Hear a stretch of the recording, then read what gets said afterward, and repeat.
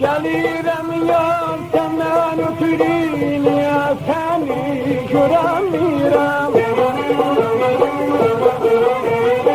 Yürekte var çok bir sözüm yar eşekte diyemiyorum.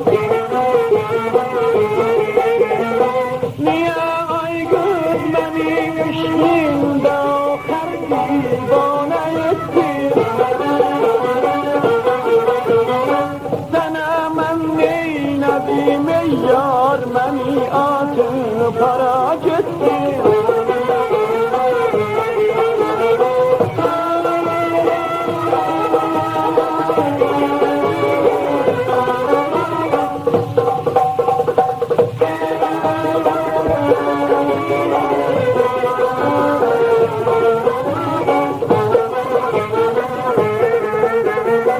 O günler kaş olaydı ayrılık günler bölümürdük, gezirdik süt dolanırdık, ya bir bedgün hiç görmürdük. Soyumuz deşnimiz niye güzel ahir yalan oldu, Cüleyliyem felekten çok beni senden ayrı saldı.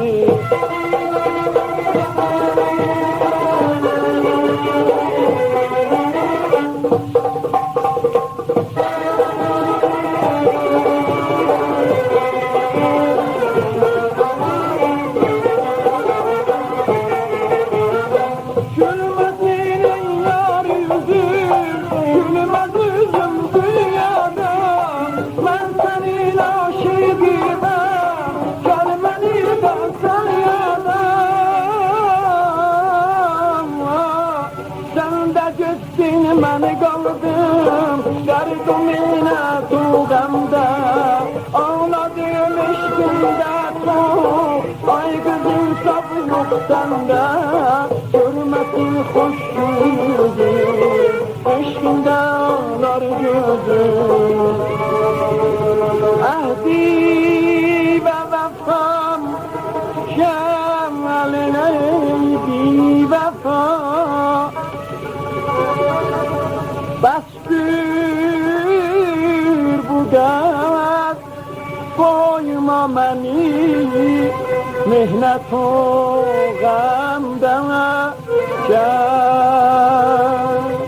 gel, gel. Gelirim yar senden ötürün ya seni göremiyorum.